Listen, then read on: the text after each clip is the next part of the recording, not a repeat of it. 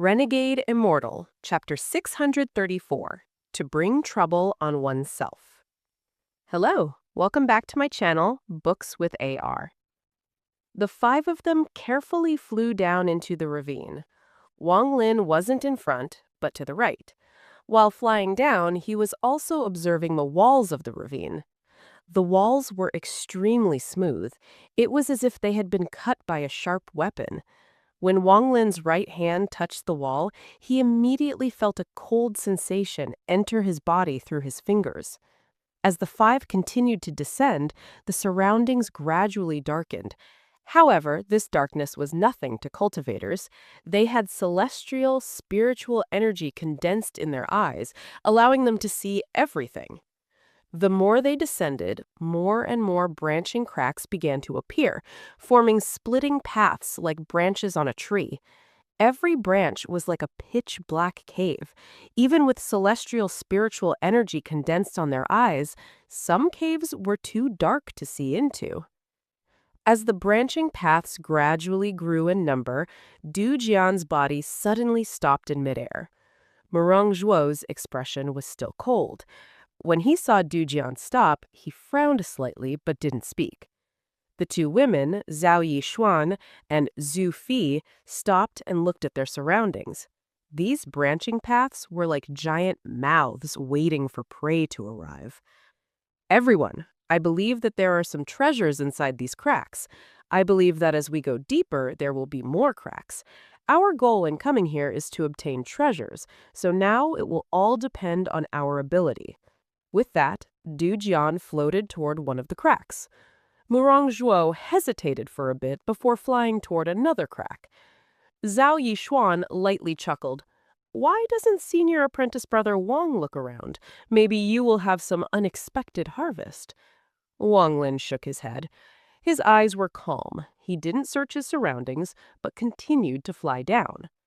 Looking at Wang Lin's back, Zhao Yixuan's eyes lit up, and she turned around to explore a crack on the side. As for the weak-looking woman named Zhu Fi, she closely followed Zhao Yixuan. As Wang Lin flew, he turned around to look at where the two women went and began to ponder. Why do I feel something strange about those two? While pondering, he withdrew his gaze and looked down. The ravine seemed to be bottomless, and Wang Lin had no idea how deep it went. They had already flown for a long time before they stopped just now, but they still hadn't reached the bottom. Not even Beilu's crystal was able to see the bottom of this tide abyss. The only thing I know is that here is a large, winding corridor linking the five entrances together. As for the exit, there is only one. Wang Lin's eyes lit up, and he no longer descended, but instead flew back up. At this moment, he immediately detected a heavy pressure from above. So, it indeed was like this. This is only an entrance and not an exit. If I try to forcibly leave through the entrance, the resistance will become even more powerful. After verifying the thoughts in his heart, Wang Lin stopped in the air and carefully looked around. There were many cracks along the walls. He only quickly scanned them before withdrew his gaze. A lot of people must have come to the tide abyss over the countless years. Even if these cracks really had treasure before, I'm afraid they are all empty now. Another 1,000 feet down is one of the difficult-to-cross places that I discovered with the crystal. Wang Lin's expression was calm as he floated in the air. Not long after, Murong Zhuo descended from above. He nodded at Wang Lin and stood beside him. After a moment of silence, he suddenly asked, "Fellow cultivator Wang, are you familiar with this place?" Wang Lin looked at Murong Zhuo and said, "There is an ancient tree growing on the cliff 1,000 feet down. This tree is extremely strange, so fellow Murong Zhuo should be careful." Murong Zhuo was startled. He nodded and no longer spoke. After some more time had passed, Zhao Yixuan and Zhu Fi flew over with Du Jian close behind them. When the five reunited, it was obvious that none of them had any harvest, and they continued to descend. Wang Lin's speed slowed slightly, making him fall behind. After pondering a bit, Murong Zhuo hesitated and did the same. Now it was Du Jian who was in front. It took only an instant for the five of them to travel 1,000 feet. Wang Lin's eyes were bright as he looked down to the right. Through the crystal, he found that there was an ancient tree growing there. The tree looked very normal and was not very large at all. But when Wang Lin first saw it through the crystal, he suddenly felt a sense of crisis. Now that he was getting close, his eyes suddenly narrowed, and he saw a withered tree about the size of a person growing from the cliff on the bottom right. This tree's dense roots were spread out in every direction. Half of the roots were hanging in the air, and the rest drilled deep into the cliff. The position of this tree was somewhat ingenious. It was right above a gap. The roots were hanging down, forming a curtain that covered the gap. This was not the only ancient tree in this place. On the way down, Wang Lin had seen 7 or 8 others, but only this one gave him a sense of crisis. There was a hint of a purple crystal glowing in the gap, as if there was a treasure there. This light looked very simple, yet it gave off a sharp aura. It was obvious from a glance that it was not an ordinary object. There was no need to use divine sense. You only need to use your eyes to see that the purple light was a flying sword stabbed into the cliff. As soon as Du Jian saw the purple light, his eyes lit up and he instantly stopped in midair. He carefully looked at the flying sword in the gap and exclaimed, "Heaven's fate sword." When he said that, even the 2 women, Zhao Yixuan and Zhu Fi, were startled and looked toward the direction of the gap.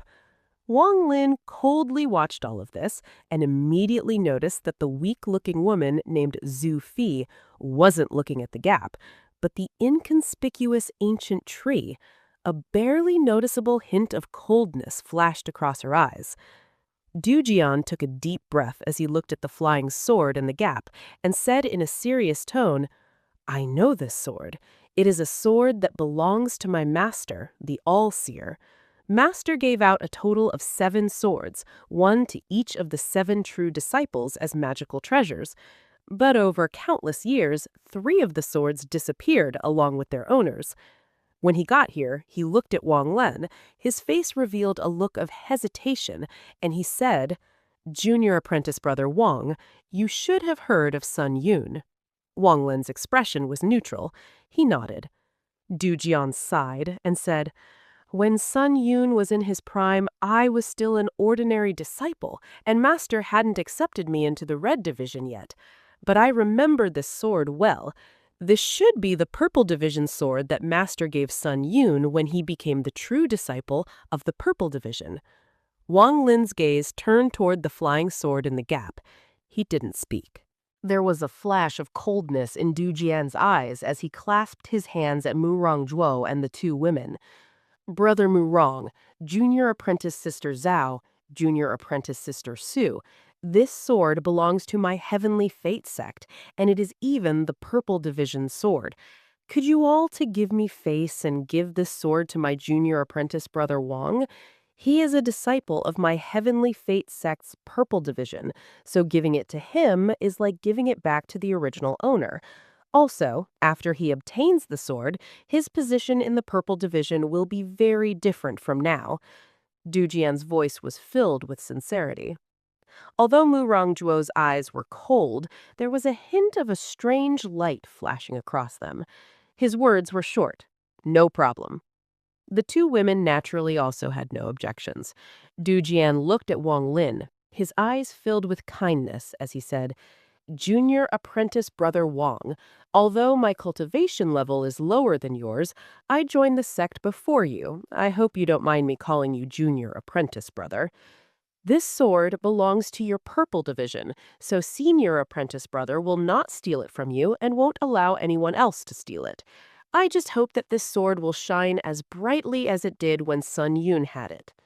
Wang Lin calmly looked at Du Jian. His expression had nothing abnormal about it. He had a gentle smile on his face. "Then thank you." Wang Lin suddenly smiled. He looked at Du Jian as if he was watching a child trying to play some trick. This person really thought that he was a 3-year-old toddler. When Du Jian saw Wang Lin smile, he suddenly felt like something bad was about to happen. He indeed did underestimate Wang Lin. In his mind, unless this bumpkin from a half-wasted cultivation planet had some incredible luck, how could he be accepted by the All-Seer as a disciple? He had come to this place alone once before, but he didn't come down here personally. Instead, he controlled a puppet with a bit of his divine sense inside. That puppet was attacked by this ancient tree. This scene frightened him so much that he didn't dare come to the Cloud Sea for a very long time. Only after he found Murong and the others did he finally make plans to enter this place today. He was confident that Wang Lin wouldn't be able to see through his plan. After all, the ancient tree was simply too ordinary, and along the way there were many similar ancient trees that had no offensive abilities at all. Wang Lin slapped his bag of holding, and the half-moon blade appeared. He threw the blade, and in a flash the half-moon blade flew into the gap. The half-moon blade was simply too fast. It immediately picked up the flying sword and flew back to Wang Lin. All of this happened extremely fast, so fast that the withered ancient tree seemed to not even notice what had happened. The half-moon blade flew back to Wang Lin, and the purple flying sword landed in Wang Lin's hand. With the flying sword in hand, Wang Lin's eyes became cold. With a squeeze, the sword shattered into pieces. Even the purple light disappeared completely. How was this the heavenly fate sword? It was clearly a sword made of iron that was made by someone to look like a magical treasure to use as bait for a trap. Wang Lin looked at Du Jian. His expression was still calm. Du Jian's expression was ugly as he backed up a few steps and apologized. "Junior apprentice brother Wang, I misjudged the sword." A hint of coldness flashed across Wang Lin's eyes.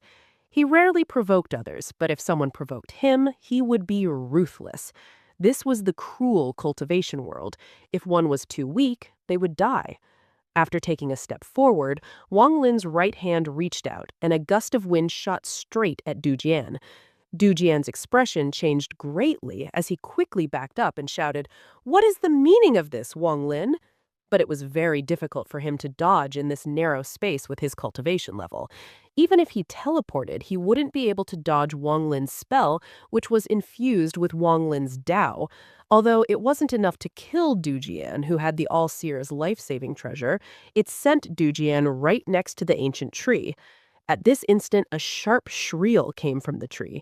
Then the ancient tree collapsed into countless finger-sized flying insects that charged out like a dense cloud. How was this an ancient tree?